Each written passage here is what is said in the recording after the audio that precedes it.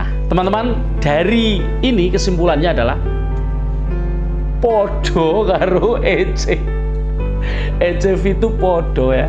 Sama persis, 100% sama, caranya sama. Ya, saya sih menyangkanya VTube yang niru ini. Bukan ini niru VTube, jelas bukan. VTube niru Binance. Artinya sebenarnya yang begini ini sudah ada. Tapi kenyataannya nasibnya VTube beda dengan nasibnya Binance.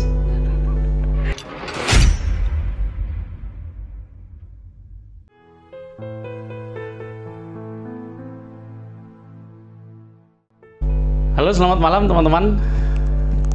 Sebagaimana tadi janji saya di video sebelumnya, di dalam konten sebelumnya, saya pengen menunjukkan di mana persamaan antara perdagangan VP di VTube dulu versi pertama, versi peer-to-peer ya, dengan perdagangan kripto di Binance. Ini sekaligus tutorial bagi teman-teman yang nanti barangkali membutuhkannya, karena bagaimanapun juga Binance ini digunakan oleh banyak orang yang berdagang kripto, tidak hanya pengguna royalty ya, jangan salah ya, bahwa saya tidak sedang mempromosikan royalty, tapi kalau mau gabung dengan saya di bisnis menggunakan bisnis kripto di Binance dan Huobi menggunakan robot royalty ya, monggo saja.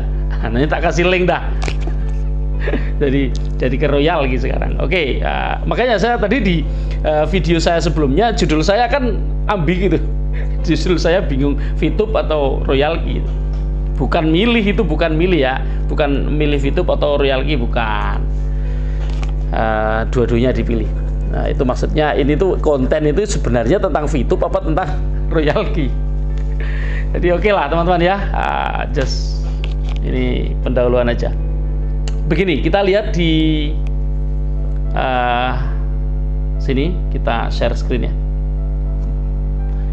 Di sini kita melihat halaman beranda pada akun Binance saya nih. Halaman beranda Binance itu seperti ini. Kalau kita lihat panah ke bawah itu menuju atau mengarah kepada dompet ya. Nah, kalau dompet itu diklik akan muncul seperti ini teman-teman. Akan muncul seperti ini. Nah, aset kita di Binance itu ditaruh di dompet spot. Jadi perdagangan spot. Itu kalau kita lihat panah mengarah ke atas tuh di situ. Nah, itu mengarah pada spot. Kalau itu diklik, maka akan muncul seperti ini. Nah, inilah aset. Sedikit aset saya punya, yaitu ATA ada 193 dan USDT.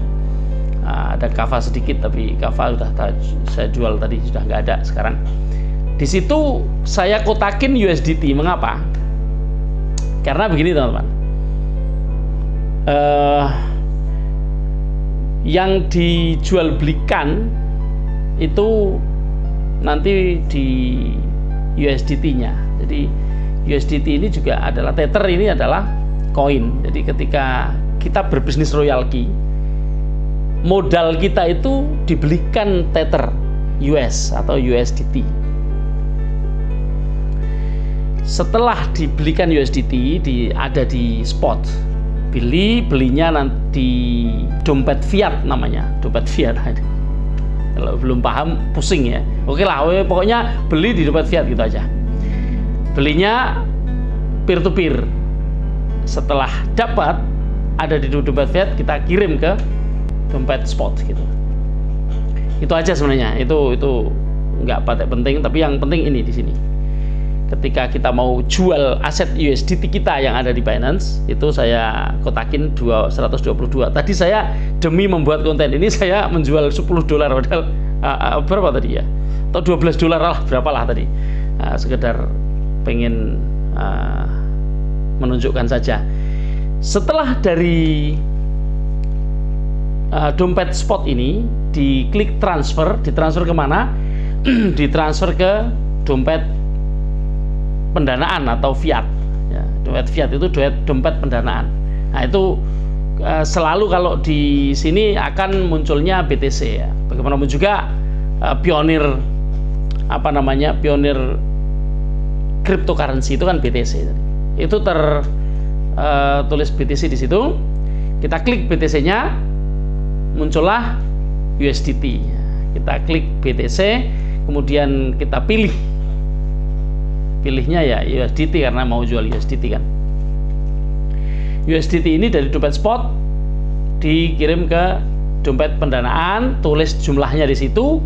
Kalau memang mau semua USDT-nya dijual ya tinggal klik max, ya, maksimum maksudnya semuanya. Tapi kalau tidak mau jual semuanya, tulis berapa yang mau jual di jumlah ini. Kemudian kalau sudah diisi, maka konfirmasi transfer di bawah itu, tombol itu akan berubah menjadi kuning atau orange, sebenarnya orange atau kuning lah. Itu kemudian akan muncul halaman berikutnya, halaman ini. Nah, jadi USDT ditulis, ketika sudah diklik konfirmasi, dia akan berpindah ke dompet P2P di sini, teman-teman. Nah, disinilah kita ketika dompet P2P ini sudah ada isinya, ini ada 12 USDT ya, itu yang saya kotakin. Nah, itu kita tinggal klik jual. Nah, di sini bisa beli juga, bisa jual, bisa transfer. Kalau transfer itu maksudnya transfer ke dompet lain, apakah dompet spot atau futures. Oke, teman-teman, saya jual ya, saya klik jual. Nah, kemudian akan muncul halaman ini.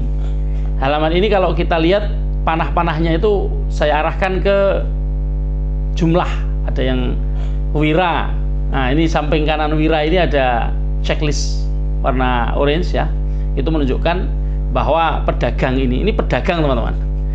Mereka ini order di pasar ini seperti di exchange counter VTube dulu. Kalau mau beli kan bikin order kan, ya sama seperti ini. Nah, ini dia ordernya mulai 500.000 sampai 14.204 ini wira ini. Jadi kalau Anda mau jual 500 atau 510 atau 502 atau 550 atau 600 atau 700 sampai 14.206 maksimum. Kalau mau jual 14.500.000 ya Anda bisa, karena dia hanya siap dananya 14.206 gitu ceritanya ya. Kalau di atas 14.206 jangan coba-coba jual kepada wira ini, karena ini order wira ini di sini di halaman ini hanya 14.206. Kalau punya 14.500, lihat yang bawah itu ada Frizilia Vivid. Frizilia Vivid ini dia memasang order mulai 300.000 sampai 15 juta. Jadi di range harga itu silahkan diklik jual. Nah, atasnya ini ada yang tengah, ada Amelova. Amelova ini juga ada checklist orange, berarti dia sangat recommended. Itu dia juga sedia uang sebesar 500.000 sampai 10.792. Jadi kalau di range itu Anda bisa jual berapapun, 700, 800, 1 juta, 2 juta, 9 juta, 10 juta 792 bisa. Nah, kita yang menarik adalah lihat harga-harganya. Itu wira itu 14.209 per USDT. Yang Amelova 14.208, ada selisih Rp1. Yang Frizilia Vivid 14.207, kebetulan ini dari atas ke bawah ini harganya kok menunjukkan perbedaan yang perbedaan yang Rp1 ke bawah, Rp1 lagi. Tapi kalau kita lihat halaman lain coba ya, ini ada Cahaya Print, itu juga berlogo berchecklist orange. Itu dia membeli harga 14.222. Tadi 209, 208, 207, ini 14.222. Lebih mahal ya. Dia bisa jual beli lebih mahal. Tapi range dia gede. Kalau teman-teman cuma punya USDT yang senilai kira-kira 500 atau 1 juta atau 2 juta atau maksimum 4.900.000, nggak bisa jual kepada dia, karena dia hanya mau menerima 5 juta sampai 17 juta 66.000. Nah, itu juga ada quick money changer, itu dia harganya lumayan tuh 14.221 dan range-nya mulai 150.000 sampai 1 juta ya ini. Jadi ini saya kasih panah-panah itu supaya teman-teman tahu, oh berarti kalau saya punya sekian bisa jual kepada ini, kepada itu, terserah milih yang mana. Ini ada Marshall 14.221 harganya, dia range-nya antara 2 juta sampai 15 juta. Perhatikan juga, ini di halaman yang ini, saya tadi menjual kepada Wira. Saya memperhatikan satu, checklist warna kuning atau orange. Kedua, itu saya tunjuk dengan panah ungu tua. Kemudian panah pink menunjukkan range harga, karena tadi saya menjual berapa itu, cuma 170.000 atau berapa tadi. Maka saya pilih ini karena itu ada tuh 150 sampai 11 juta. Jadi Wira tadi punya beberapa order, yang tadi adalah range-nya berapa, kemudian ini ada range berapa lagi, beda. Yang ini ada 150 sampai 11.597. Perhatikan juga dengan cara apa dia membayar. Karena berbeda-beda. Ada yang hanya bisa bayar dengan Dana, GoPay, OVO, nggak mau pakai transfer bank. Ada itu yang di atas itu, siapa namanya tidak terdeteksi karena saya tidak screenshot namanya. Tapi Wira ada GoPay, ada OVO, ada Dana, ada BCA, ada bank transfer, artinya bank apa saja selain BCA dia juga bisa. Di bawahnya ada crypto exchanger, di situ dia hanya bank transfer dan BCA. Nah, ini BCA Sakuku. Jadi dia tidak melayani GoPay, tidak melayani OVO, tidak melayani Dana. Teman-teman harus perhatikan ini karena jangan-jangan teman-teman pengen dibayar dengan Dana atau dengan OVO, dengan GoPay, padahal tidak bisa. Pembelinya hanya bisa dengan bank transfer gitu. Maka teman-teman nanti tidak bisa bertransaksi sama dia, pasti akan batal. Nah, kemudian kita lihat teman-teman, kalau sudah kita klik jual akan muncul halaman ini. Nah, itu tadi saya jual kepada Wira dengan harga 14.182. Dia punya limit itu tertera di situ, dan ini adalah dengan kripto ya. Saya menjual sejumlah berapa tadi? Nah, saya jual sejumlah 12. Ini angka 12 karena saya punya lebih dari itu, maka saya tulis 12. Tapi kalau saya hanya punya 12, pokoknya kalau berapapun yang kita punya di dompet P2P mau dijual semua, tinggal klik semua. Itu ada tulisannya semua. Tinggal diklik apa yang saya panah itu. Kemudian di bawahnya ada pilih metode pembayaran, itu diklik. Kalau sudah diklik akan muncul halaman penambahan akun. Nah, ya. Jadi bagaimana menambah akun itu akan muncul halaman ini. Kebetulan ini yang saya panah biru sudah saya isi sudah lama ya. Seandainya belum ada, itu metode pembayaran yang didukung itu bisa tambah GoPay atau tambah OVO atau tambah Dana, tambah BCA Sakuku atau tambah bank transfer. Bank transfer artinya apakah BNI, BRI, Mandiri, apa yang lain ya selain BCA. Nggak tahu nih kenapa BCA kok selalu disendirikan. Nah, mungkin karena lebih banyak orang menggunakan BCA. Oke, kalau sudah diklik itu maka akan muncul halaman tadi. Kalau sudah muncul halaman tadi, diklik tambah, nanti akan muncul akun bank Anda atau akun OVO atau apalah akun yang Anda inginkan.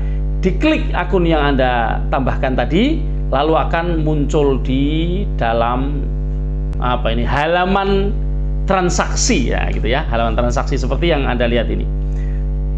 Kalau sudah lengkap seperti ini, itu saya menjual $12 ya. Lalu harganya 14.182, berarti totalnya 170.184 Indonesian rupiah. Dan ingat teman-teman, proses di sini itu sangat ketat. Di Binance ini sangat ketat. Ya kalau di exchange counter VTube dulu berapa lama itu tidak ada batasan waktu ya, atau ada itu, saya lupa itu. Tapi kalau di sini maksimum transaksi 15 menit. Kalau lebih dari 15 menit sudah batal, sudah nggak bisa. Kalau Anda mau beli kemudian Anda transfer kok setelah lebih dari 15 menit uang Anda hilang.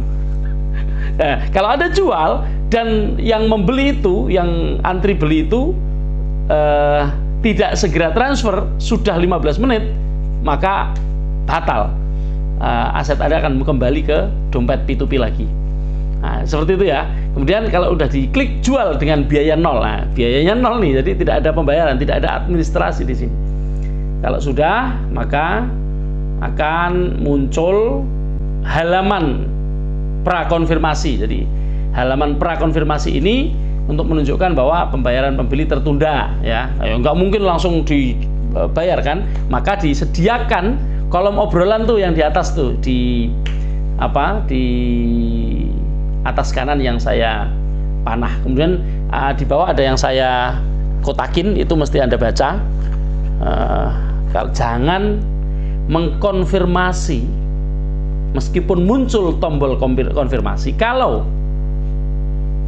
di rekening bank Anda belum masuk transfer dari yang membeli itu. Sama seperti di video dulu begitu. Anda jangan konfirmasi sebelum ngecek rekening bank, harus dicek dulu. Kalau udah masuk baru konfirmasi. Seperti apa halaman konfirmasinya? Halaman konfirmasinya seperti ini, teman-teman. Itu saya klik, kasih panah ke bawah itu konfirmasi, atau sebelah kiri banding. Anda bisa banding kalau ternyata sudah muncul tombol ini. Tadi kan tombolnya tidak ada warnanya, atau malah kan belum muncul tombol tadi ketika halaman pembayaran pembeli tertunda tadi loh, prakonfirmasi. Tapi setelah ada konfirmasi, Anda harus cek di rekening Anda. Kalau sudah masuk, silakan dikonfirmasi. Kalau sudah dicek di bank tidak masuk, tunggu beberapa saat, jangan dikonfirmasi. Kalau nggak masuk juga, banding, klik banding itu sebelah kiri. Nah, itu banding nanti hal lain lagi. Karena kasusnya ini adalah sudah ditransfer, sudah saya terima di rekening, maka saya konfirmasi. Kalau sudah dikonfirmasi, munculnya halaman seperti ini, teman-teman. Nah, ini kita lihat di rekening sudah masuk ya. Kebetulan hari ini tadi saya jual kepada Wira itu 2 kali. Jadi saya pertama menjual $60, tapi saya lupa, nggak saya dokumentasikan, padahal mau saya bikin tutorial, tapi karena sudah terlanjur ya sudah, saya kemudian nyoba lagi $12. Jadi sebenarnya nggak pengen jual yang $12 karena itu modal, tapi ya sudahlah, ini buat coba-coba. Oke, buat tutorial. Nah, ini sudah saya konfirmasi, tapi sebelum saya konfirmasi, sebelum saya melakukan apa-apa tadi, setelah saya klik jual, saya langsung menulis di obrolan tadi, mohon diproses. Ternyata dia sudah done dulu. Saya lagi ngetik, dia sudah transfer. Cepet banget ini Wira, cepet banget. Jadi saya mohon diproses ya, ternyata dia udah selesai, malah sudah minta dirilis. Nah, oke, makanya sudah ya, thanks. Bentar saya cek ya. Saya cek BCA sudah masuk, saya klik konfirmasi, teman-teman. Setelah diklik konfirmasi akan muncul halaman ini. Itu di checklist itu yang saya kasih panah itu diklik, kemudian konfirmasi, tombol konfirmasi diklik, maka selesai, teman-teman. Akan seperti ini. Selesainya adalah halaman ini. Sudah ada centang, dan di situ 170.184 berhasil menjual 12 USDT. Selesai, klik selesai, akan muncul seperti ini. Nah, setelah muncul seperti ini, buat ngomaumai yang beli, yang beli ya, itu klik obrolan, kemudian diklik plus di bawah itu, kemudian yang tadi halaman berhasil tadi di screenshot ya, di screenshot, kemudian kirim. Nah, kemudian ini untuk menutup obrolan supaya mulai dengan baik, selesai dengan baik, jadi tidak asal bung gitu, tanpa ada akad. Jadi jual beli itu kan harus ada akad ya teman-teman ya. Ya ini menjaga aja supaya akadnya tetap terjaga. Nah, makanya saya kasih dan ya, terima kasih, senang bertransaksi dengan Anda. Hari ini sudah 2 kali dan keduanya cepat. Nah, saya kasih jempol buat Wira. Nah, itu. Ini promosi buat Wira sekalian. Nah, teman-teman, dari ini kesimpulannya adalah podo karo ECV itu podo ya. sama persis, 100% sama, caranya sama. Ya, saya sih menyangkanya VTube yang niru ini, bukan ini niru VTube, jelas bukan. YouTube niru Binance. Artinya sebenarnya yang begini ini sudah ada, tapi kenyataannya nasibnya VTube beda dengan nasibnya Binance. Nasib VTube beda dengan nasibnya Binance. Gitu aja. Oke lah teman-teman ya, itu aja. Ini sudah lama banget saya menyampaikan ini. Mudah-mudahan ini ya sekaligus tutorial juga, sekaligus apa sih, nunjukin aja sama teman-teman yang belum tahu. Karena saya yakin kok para VTuber banyak yang belum ngerti ini. Saya sendiri ketika tahu bagaimana P2P di Binance, saya melongo. Oh, kayak gue gitu. Oke deh teman-teman ya, selamat malam dan selamat istirahat.